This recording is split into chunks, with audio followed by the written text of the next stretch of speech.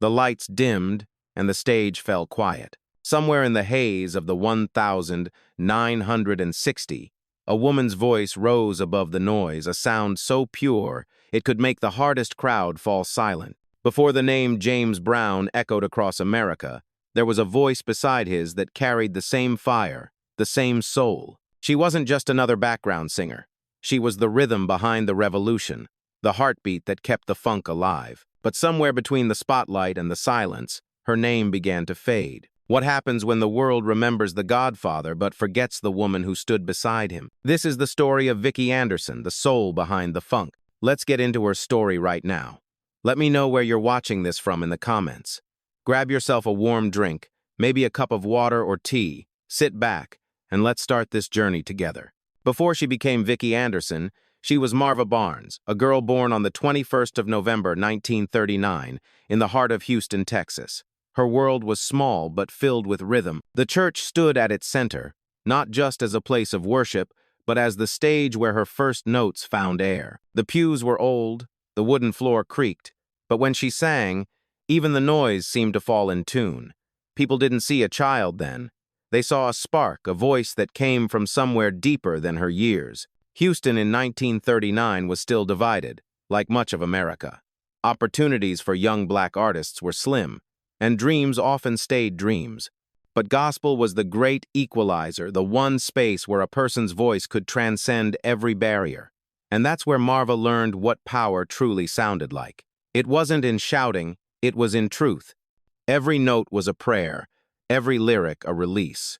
By the time she was a teenager, she was singing anywhere they would let her: church revivals, local halls, small R&B gatherings that stretched deep into the Texas night. Those early years were more than just rehearsals. They were her education. Gospel taught her emotion. R&B taught her rhythm. Together, they shaped the soul that would later shake concert halls around the world. The 1950 period was a storm of change. Black music was evolving, bending gospel's purity into rhythm and blues, and eventually into something raw, something called soul. Marva felt it in her bones before the rest of the world gave it a name.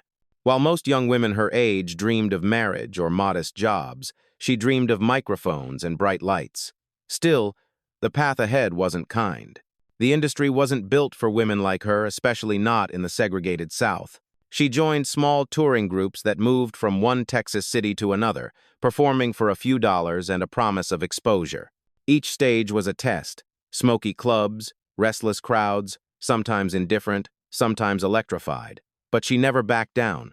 She had learned early that confidence could fill a room just as much as a melody could. Her voice had texture, not polished, but powerful, like velvet frayed at the edges. It was during one of those restless tours that she decided to take on a new name: Vicky Anderson. It wasn't just a stage name, it was a rebirth. Marva was the girl who sang for the church. Vicky was the woman who sang for the world. The name carried rhythm, bounce, and promise, a name that could one day be printed on records, maybe even in lights. Houston's streets had raised her tough, but the road ahead would test her faith in new ways. The late 1950 seconds were a battlefield of talent. Every singer wanted their shot at a hit. Every club wanted the next big act. She began traveling beyond Texas, New Orleans, Memphis, Atlanta, absorbing every sound, every influence. In those places, she found her true tribe: the musicians, drummers, and horn players who lived for the night. They say every artist has one defining moment, the crossroad where destiny makes its offer. For Vicky, that moment was still on the horizon, but everything that would make her unforgettable was already there: the grit, the discipline, the refusal to break. She had the kind of voice that didn't just entertain, it testified. There was strength behind her notes, but also something tender, something that made people stop and listen. Even in the noisiest clubs, her sound carried through like a clear bell. She could sing joy, but she could also sing pain. And people believed her because she believed every word she sang. Those early nights forged the soul that James Brown would later recognize. Before he ever called her name, before the world ever heard her on a record, she had already lived the stories she sang about working late shifts, missing meals, walking miles to make a show. But every hardship became a lyric. Every sacrifice another verse in her unwritten song. By the time 1964 arrived, Vicky Anderson had built herself from the ground up. She wasn't famous yet, but she was ready for a stage bigger than the small clubs of Texas, ready for an audience that wouldn't forget her name. The world just hadn't met her yet. And when fate finally introduced her to James Brown, it wasn't luck, it was inevitability. She had been preparing for that moment her entire life. Before the red carpets and the flashing lights, there was just a little girl in a Houston church, closing her eyes and singing her truth. And maybe that's where every great soul singer begins, not in fame, but in faith. By 1965, soul music was no longer just sound, it was movement. Across America, voices of faith and fire were rewriting what rhythm could mean. And in that growing storm stood a woman from Houston, Texas, ready to prove she belonged among the best. Her name was Vicky Anderson. For years, she had sung in smoky clubs, cramped church halls, and traveling R&B bands that barely paid enough for gas. The crowds were small, but her ambition was enormous. She had the kind of voice that demanded space deep, fierce, and unafraid. She wasn't polished, but she was real, and every note she sang carried the weight of where she came from. Fate found her that same year through a promoter in Augusta, Georgia. He had seen her perform and whispered her name to a man who was building the most powerful live show in America, James Brown. At the time, Brown's band was a machine, precise, relentless, and unstoppable. What he needed was a woman who could match his energy. When Vicky walked in, the search ended. Their first rehearsal felt like destiny. Brown was known for perfectionism. He fined musicians for missed cues and sloppy timing. But when Vicky took the mic, the room shifted. Her voice filled every corner, commanding attention without effort. When she finished, Brown gave a single nod and said, "You'll do." Within weeks, she was on tour with the James Brown Revue. It was the toughest show in America, 3 sets a night, no breaks, no mistakes. But Vicky didn't just keep up, she thrived. Her voice cut through the brass and drums like lightning. Audiences who came to see James Brown left talking about the woman who sang beside him. On stage, their chemistry was magnetic. She didn't hide in the background, she stood shoulder to shoulder with the Godfather of Soul. When Brown shouted, "Take it to the bridge," Vicky's response hit with equal power. They weren't just performing, they were battling in rhythm, in passion, in purpose. Still, the glamour hid the grind. Nights blurred into dawns, paychecks into exhaustion. There was no rest, only movement. Yet Vicky stayed, not for fame but for fulfillment. She wanted to be part of something that mattered, a sound that spoke for her generation. By 1966, her name was quietly spreading through backstage circles. Musicians whispered, "That girl can outsing anyone." But record labels ignored her. Women in Brown's orbit were rarely given the spotlight. She learned early that recognition wasn't promised, but respect could be earned every night on stage. Her breakthrough moment came during a show in New York when she performed "You Don't Have to Do It." The crowd erupted, and even Brown turned to watch her finish. For a brief moment, she wasn't his supporting act, she was his equal. By the time 1968 arrived, Vicky Anderson had transformed from an unknown Texas singer into one of the fiercest live performers in the business. She wasn't famous yet, but she had already proven what few ever could, that in a man's world, her voice could stand on its own. By 1968, Vicky Anderson had become the heartbeat of the James Brown Revue. Her voice could slice through the band like thunder, her timing flawless, her spirit unbreakable. She wasn't just a singer anymore, she was a force. But greatness rarely comes without exhaustion. After 3 relentless years on the road, she needed to breathe again. When she left the Revue that year, it wasn't rebellion, it was survival. Her absence was felt immediately. Brown brought in new vocalists, but none could recreate the chemistry they shared. Their connection had been spiritual, a conversation in rhythm, a duet between fire and control. And when Vicky returned to the stage in 1969, it was clear she had changed. She was still fierce, but wiser now, carrying a calm that came only from experience. In 1970, her defining moment arrived. Brown handed her a song that matched her power, Message from the Soul Sisters. From the first beat, it sounded like revolution. The horns roared, the groove stomped, and then came her voice, confident, defiant, alive. She wasn't asking for permission, she was demanding respect. The lyrics spoke of independence, resilience, and self-worth, words rarely given to women in funk, let alone sung by them. Message from the Soul Sisters didn't top the charts, but it didn't need to. It became a pulse within the Black community, an anthem for women who had worked, struggled, and survived without thanks. James Brown later called her the best female vocalist I ever had. That was no small compliment from a man who'd shared stages with legends. But Vicky's success was bittersweet. She knew how the industry worked. Women built the sound, and men got the spotlight. Still, she sang on, proud to be the voice behind a message bigger than fame. During the early 1970 period, she toured again, this time across the Atlantic with the Funky People Revue. Audiences in the United Kingdom and Europe were stunned. To them, she was not a backup act, she was a revelation. On stage, she moved with purpose, her voice rising over the band like testimony. Critics wrote that she sang with the weight of history and the joy of freedom. Offstage, her life found balance.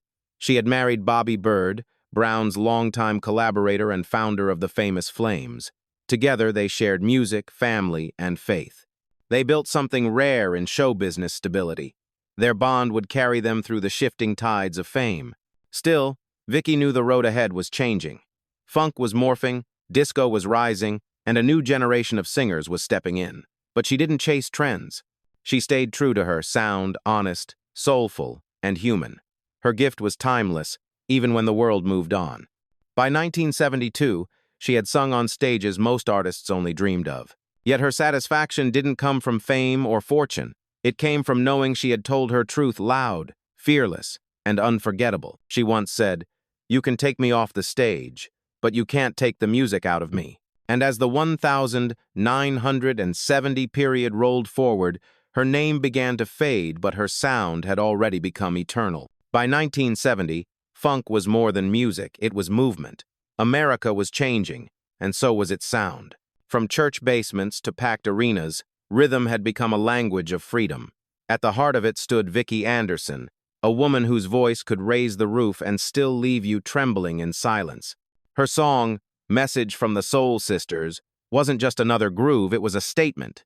The horns came in like thunder, and then her voice followed, fierce and fearless. It spoke for women who worked twice as hard for half the credit, for every sister who carried strength with grace. It was the anthem nobody expected, and once you heard it, you couldn't forget it.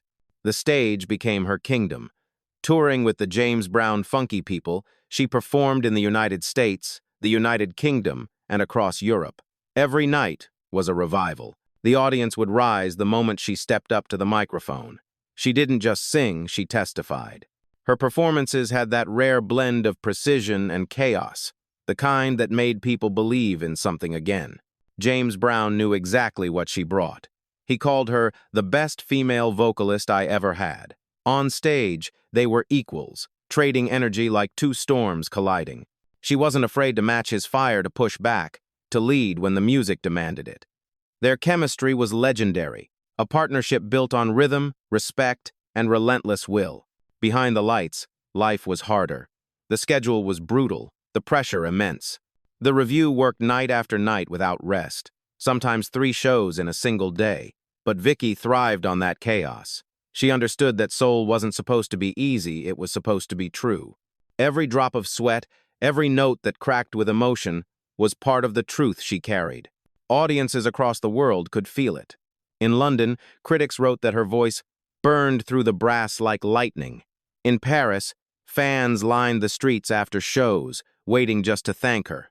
And back home, the community she came from, the church singers, the working women, the dreamers, saw her as proof that faith could carry you anywhere. By 1972, Vicky had reached the top of her world. The tours were bigger, the crowds louder, the spotlight brighter. Yet she remained humble, smiling quietly backstage, knowing fame wasn't forever, but the music could be. She had already won something greater: respect. When that last tour ended, she took one long look at the audience, soaking it in the lights, the applause, the love. She whispered to herself, "I did what I came here to do."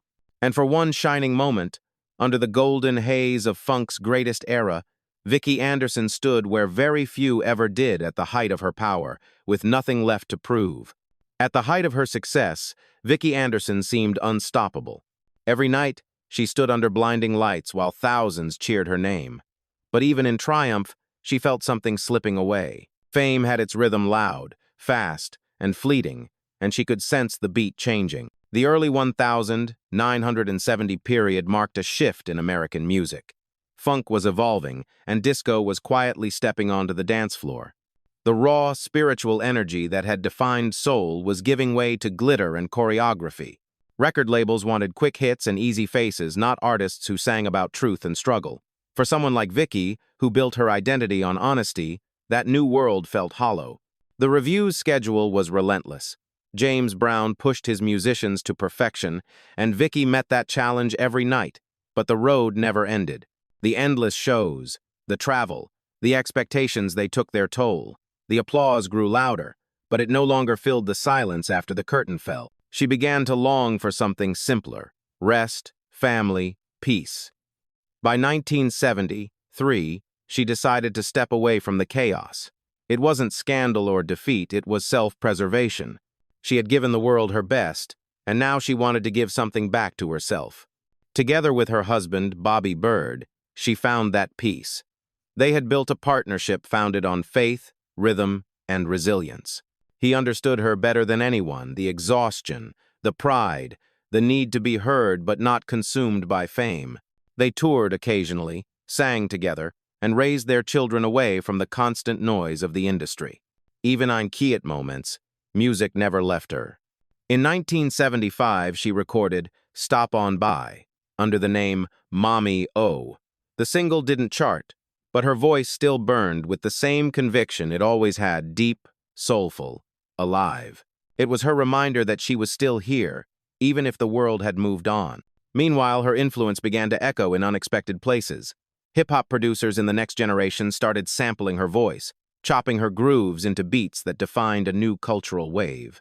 Names like Biz Markie, Main Source, and Naughty by Nature carried fragments of her sound into the future. Her music lived on, even when her name didn't. That was the bittersweet truth of her legacy. The world danced to her rhythm without realizing who had said it. Her voice became anonymous, but eternal, a ghost in the machine of modern music. Still, she carried no bitterness. In interviews, she spoke of gratitude, not regret. "I've sung in front of kings and churches," she said once, "and God was in both." Her words carried the peace of someone who understood that recognition fades, but impact remains. By the time the spotlight dimmed, Vicky Anderson had already secured her place in history, not in headlines or awards, but in the echo of every beat that followed. She had turned struggle into song, and pain into power. And as the world moved forward, her sound lingered like smoke, after a show proof that even when the music stops, the soul never does. When the stage lights faded, silence became the hardest sound Vicky Anderson ever had to face. For years, she had lived in constant motion: the roar of the crowd, the pulse of the drums, the bright blur of cities that passed by too fast to remember. Then, suddenly, it all stopped. The mid-1970 period was a strange time for soul music. Funk was splintering into disco and pop, and many of its pioneers were being left behind. Vicky wasn't bitter, but she felt the weight of change. She had built her life around live performance, around connection, truth, and sweat. But the new world of pre-packaged singles and glossy TV appearances didn't have space for her kind of soul. At home, life slowed down. She and Bobby Bird devoted their time to family, raising their children with the same discipline that had once driven their music. Bobby still performed occasionally, but they both knew their era was slipping into memory.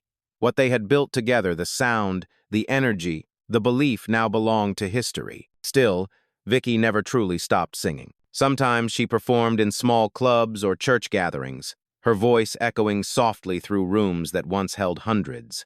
Those who heard her said the fire was still there, deeper, even more personal. She didn't need a full band anymore, just a mic, a rhythm, and the truth. But outside that small circle, she was largely forgotten.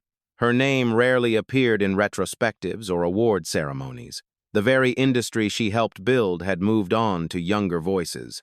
Magazines that once photographed her on stage now filled their pages with disco stars and polished pop acts. It was as if the world had turned the page while she was still reading the story. The hardest part wasn't being forgotten, it was realizing how fragile legacy could be. The same people who once called her a queen now couldn't recall her name, yet she never complained. "You don't do it for applause," she told a friend once. "You do it because it's who you are." The music industry can be cruel to its architects. Fame rewards youth, not endurance. But Vicky's faith kept her grounded. She found joy in teaching, mentoring, and passing on her craft to the next generation. Her daughter, Carleen Anderson, inherited that spirit, carrying her mother's voice into a new era of music. Through her, Vicky's story continued, not as nostalgia, but as inheritance. Still, there were moments of reflection, quiet evenings when an old recording would play on the radio, and her own voice would surprise her. She would sit back, close her eyes, and remember the woman she once was. Fierce, fearless, unstoppable. By the 1980 period, she had accepted her new rhythm. No more tours, no more cameras, just a life built on peace. The applause was gone, but so was the pressure. What remained was pure, the simple joy of a life spent in music. And though the spotlight had moved on, Vicky Anderson had already learned what few ever do, that real greatness doesn't fade when the lights go out. It lives quietly, in memory, in echoes, in the souls of those who still remember the sound. Time has a way of softening even the loudest echoes. For Vicky Anderson, the years after fame were quiet, not empty, but still. She no longer needed applause to know her worth. She had already lived the kind of life most artists only dream of, yet her greatest work would come not from the stage, but from the peace that followed it. The world around her kept spinning faster. By the late 1980 period, new sounds ruled the airwaves: digital drums, bright synthesizers, polished pop melodies. The raw humanity of soul had given way to machines. To some, it was progress. To Vicky, it was distance. Music had always been her prayer, her release. But now, it felt like something sacred was being replaced by something shiny. Still, she refused to resent it. She had made peace with her story. Fame had come and gone, but her purpose to give truth a voice never left. In small venues and community halls, she continued to perform occasionally, not for career, but for communion. When she sang, it wasn't about the past. It was about gratitude. Her marriage to Bobby Bird deepened during those years. They had shared everything: the road, the music, the struggle. Together, they raised their family and watched a new generation rise. Their daughter, Carleen Anderson, grew into a celebrated artist in her own right, carrying her mother's tone, phrasing, and emotional honesty into modern soul. Through her, Vicky's influence stretched quietly into the future. In interviews, when asked about her career, Vicky never spoke of regrets. "The music never belonged to me," she said softly once. "I was just blessed to carry it for a while." That humility was her signature even more than her voice. She didn't measure life in fame or years. She measured it in songs, sung honestly, moments shared truthfully, and hearts moved deeply. As the 1990 period arrived, something unexpected happened. Younger musicians began rediscovering her records. Hip-hop artists sampled her voice, weaving her sound into a new era of rhythm. They didn't always know her name, but they knew her feeling. That feeling, unfiltered and eternal, became the heartbeat of countless tracks that defined a generation. Friends said she would smile whenever she heard herself sampled on the radio. "They found me again," she'd laugh. And that's enough. She didn't crave credit. She just loved that the music was still alive, still speaking. But behind the laughter, there was also reflection, the quiet knowledge that the industry had never truly honored the pioneers who built it. Vicky had watched so many peers fade away, their legacies left unguarded. She hoped her story, at least, would someday be told right. By the turn of the century, she had stepped away completely from performing. Age and time had slowed her, but the spirit was unchanged. Her voice, when she sang at home or church, still carried the same warmth that once moved arenas. In that stillness, Vicky Anderson found peace not in the echo of applause, but in the truth that she had already lived the music that defined her. She didn't need the world to remember her name. The songs already had. In America, where fame fades faster than it arrives, some legends survive, not in headlines, but in heartbeat. Vicky Anderson was one of them. Long after she stepped away from the spotlight, Her voice continued to echo through the veins of American music, uncredited, yet unforgettable. During the 1980 and 1990 period, a quiet shift began. Record collectors, DJs, and underground soul enthusiasts started rediscovering the early records of James Brown's Revue. They listened closer this time. Beneath the groove and the horns, they heard something they'd overlooked before her. The clarity, the conviction, the unshakable presence of a woman who could match Brown's power note for note. Radio hosts began spinning her classics on late-night soul programs. College stations in Chicago, New York, and Atlanta ran retrospectives on the Funk Queens, tracing a lineage that led directly back to Vicky Anderson.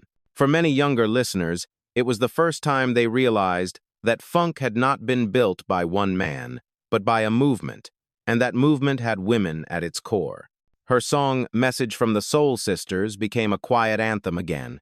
It resonated differently now. In an era of feminism and cultural rediscovery, its lyrics, once radical, now timeless, spoke to new generations of women navigating the same fight for recognition. Musicians cited it as proof that funk wasn't just rhythm, it was resistance. In the hip-hop scene, her voice lived a second life. Producers who grew up on James Brown's samples began digging deeper and found her looped, chopped, and reborn in new beats. When Main Source sampled her sound, when Naughty by Nature built rhythm from her phrasing, they unknowingly reintroduced Vicky Anderson to an audience that never knew her name. She became a ghost in the groove, a matriarch in the DNA of American rhythm. Music critics began to take notice. Magazines like Vibe and Spin published features on the forgotten voices of soul, and her name appeared beside Marva Whitney, Lynn Collins, and Maceo Parker. The narrative began to shift. She was no longer James Brown's singer.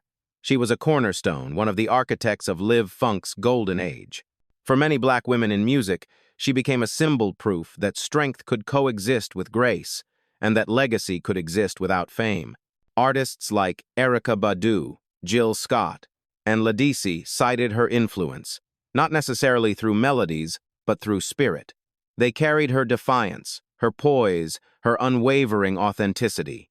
In 2023, when news broke of her passing, the tributes that followed painted a picture of quiet greatness. Musicians, historians, and fans flooded social media with stories and clips, grainy footage, old interviews, photographs from the road. Younger fans who had never seen her perform were stunned to discover how much of her they already knew through the music they loved.